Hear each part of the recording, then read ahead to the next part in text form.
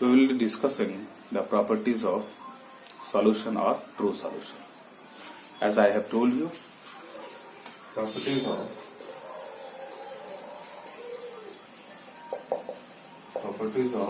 solution, that is true solution. The first one, it is a homogeneous mixture. It is a homogeneous. As I have told you, homo means this type of mixtures having uniform distribution. It means they have same composition throughout the mixture. Therefore, it is termed as homogeneous mixture. So the next, the size of the solute is lesser than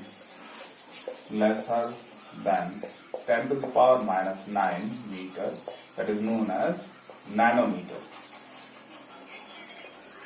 That means their size is lesser than 10 to the power minus 9 meter.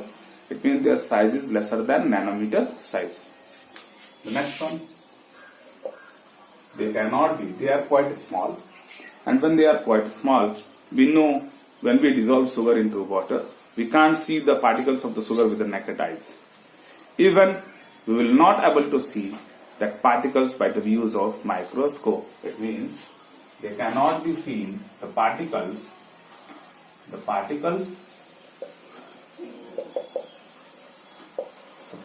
of the solution,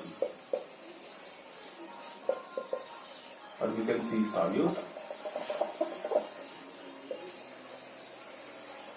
Solute of the solution cannot be seen through microscope. Why? Because they are quite small. I have also to tell you that this is also known as molecular solutions, because the solute dissociate on and goes into molecular size. It means the size of the dissolved solute is comparable to that of molecules. Therefore, it is also termed as molecular solution. That's why we are not able to see the dissolved solute by the means of microscope. The next one, they can pass through filter paper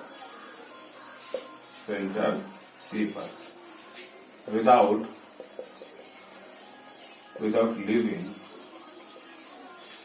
any residue. It means when we dissolve sugar into water, after dissolution, when we filter, it means you should care that you are not going to dissolve excesses of sugar into water. It means by dissolving 1 teaspoon, 2 teaspoon of sugar into water, and on filtering it, we will not get any residue. What it means? It means they pass through the filter paper. I will tell you in the next classes then why they are a residue, what is the reason behind residue in the next classes. But here what we know, that the solution pass through the filter paper without leaving any residue. The next is that if we keep that sugar water solution for a longer duration, what we see, they does not separate into layer. It means they will remain as such. If they remain as such, it means they are stable. The next one, they are stable. They are quite stable. That is, they does not separate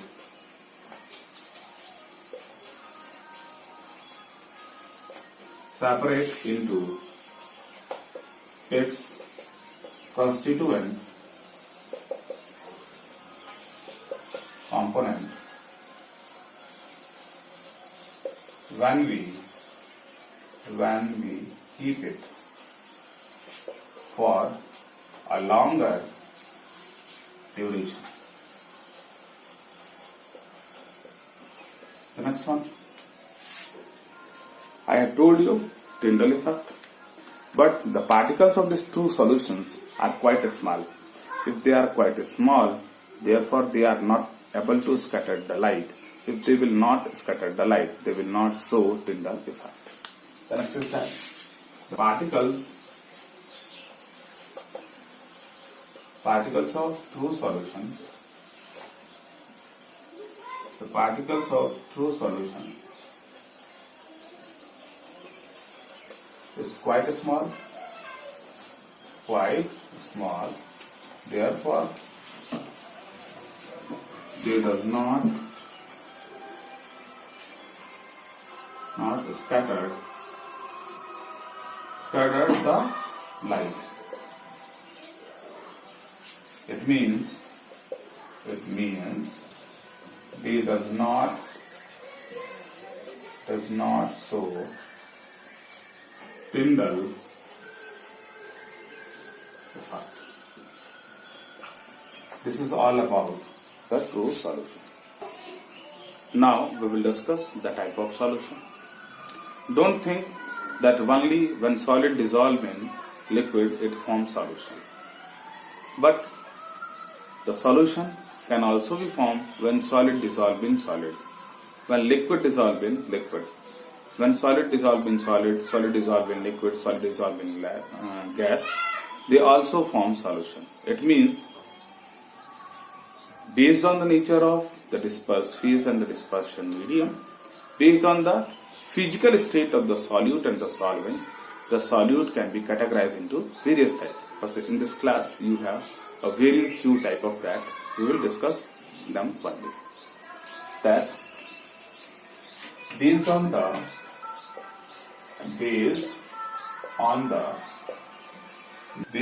physical state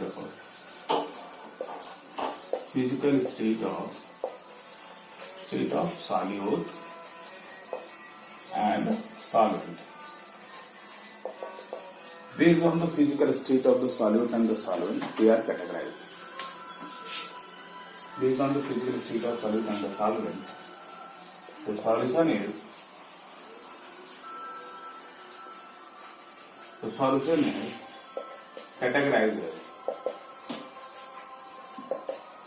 categorized as one, solid in solid, solid in solid. It means this is solute, solute dissolving solid, solvent. Then in that case, we have the example we have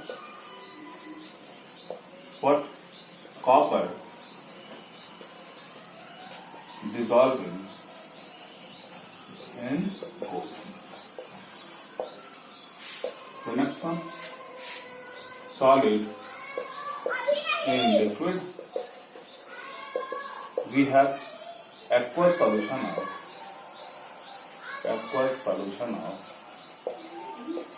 of sugar. The next one, solid in solid, solid in liquid, solid in gas, solid in gas. We have camphor. Camphor, you know, kapoor. Camphor in gas. So what we have? The solid in solid, solid in liquid, and solid in gas. That means this one is solute and this one is solid. Copper dissolving. The next one, fourth, we have liquid in solid. Liquid in solid. We have amalgam of, it means liquid in solid. When mercury, we know the state of mercury. Mercury is in liquid state. When dissolved in sodium, it means amalgam of sodium is an example of liquid in solid. Amalgam of sodium. Amalgam, you know, amalgam means the solution having one component, that is mercury. If mercury is mixed with any other metal, then it forms amalgam. If it is mixed in sodium, then it is termed as amalgam of sodium. Then after that, we will discuss the gas liquid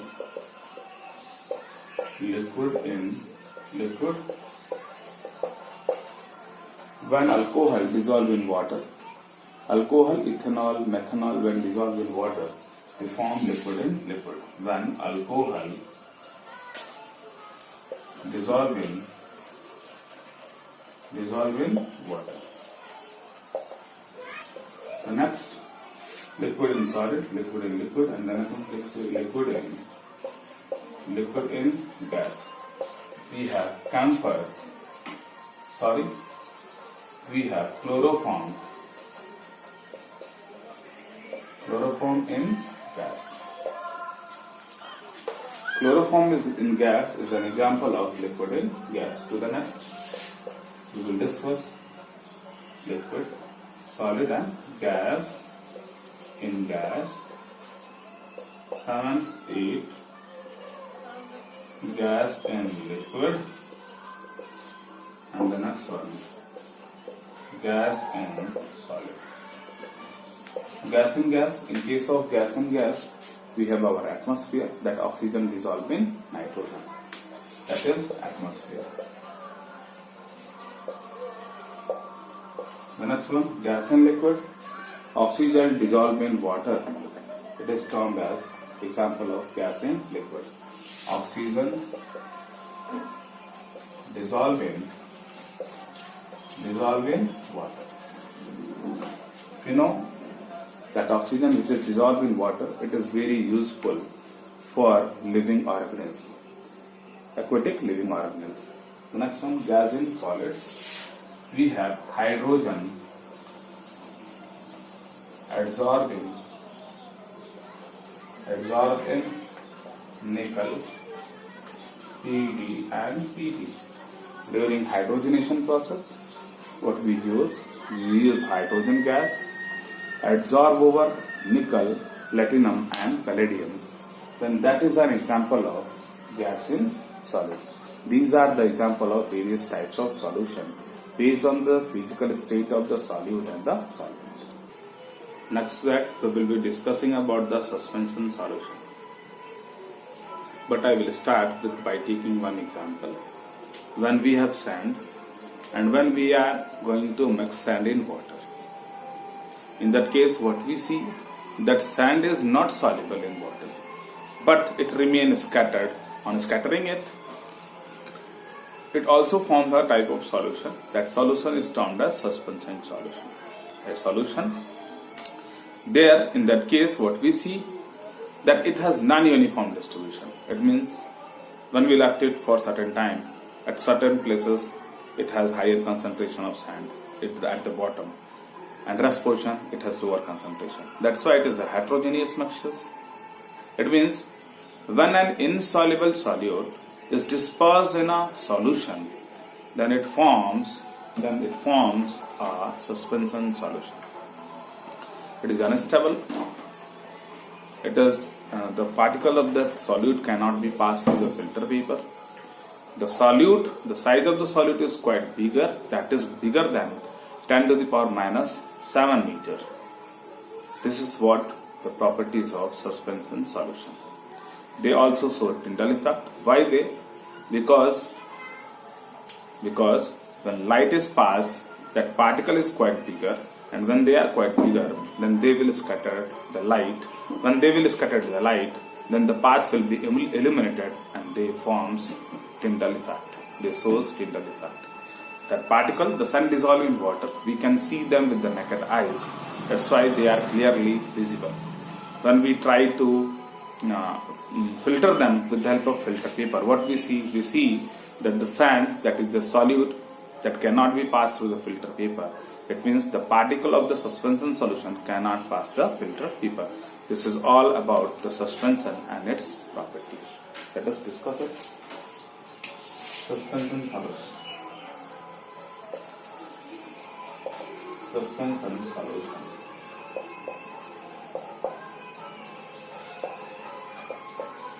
It is a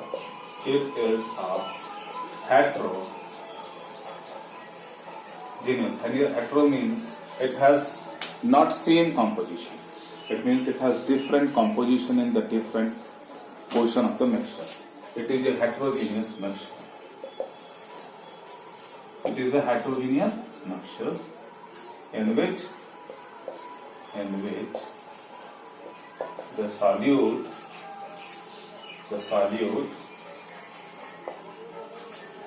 is not dissolved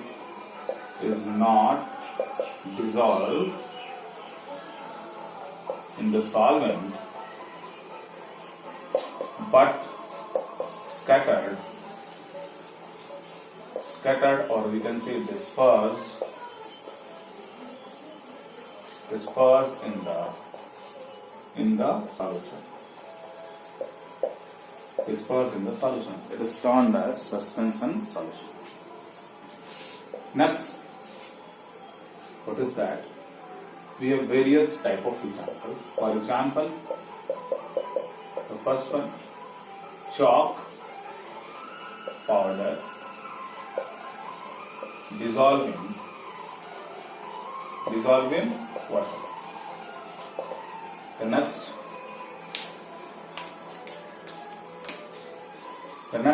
mud. You know mud dissolving water. The next one, milk of magnesia. It is also known as antacid or magnesium hydroxide, MgOH+. The next one, sand dissolving water.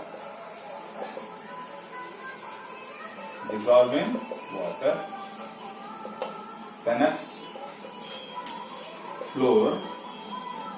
You know fluor? Fluor dissolving water. What we see in all these cases, chalk, which is made up of calcium carbonate, which is insoluble in water. It means we have a suspension of chalk in water. The next, we have mud. We know the mud is insoluble in water. It means that will not give the clear solution. It means when mud dissolves in water, it forms a suspension solution. The next, milk of magnesia.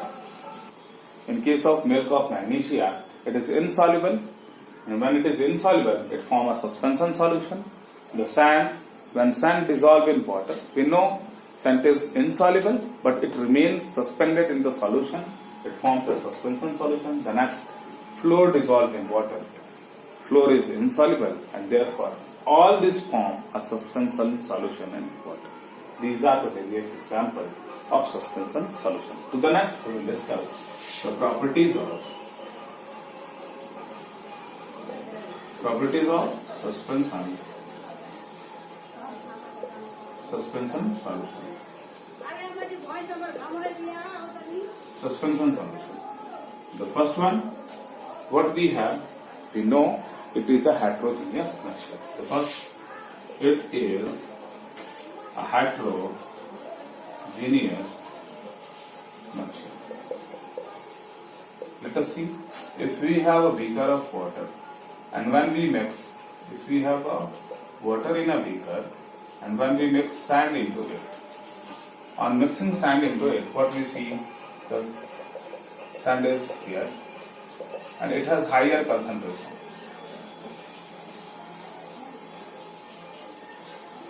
At the bottom, whereas it has lesser concentration. At top, what we see, the concentration of sand is different at different places. Therefore, it is termed as heterogeneous mixture. The next one, we have the size of dispersed phase particle. Dispersed phase particle, that is solute, is greater means it is greater than 10 to the power 100 nanometer, or we can say 10 to the power minus 7 meter. That is greater than, that is size of solute is greater than 10 to the power minus 7 meters. The third one, what we see, the sand when dissolved in water, we can see the particle with the naked eyes. It means the particles of suspension can be naked eyes.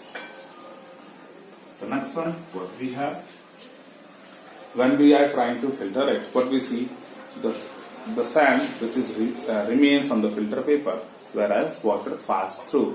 It means the particles of the suspension cannot pass through the filter paper. The particles of suspension cannot pass through filter paper. To the next, we will discuss that when we remain, if we stir the solution once and we will left it, then we will see after certain time the water and sand is going to separate. It means it is unstable. It is unstable because they are separated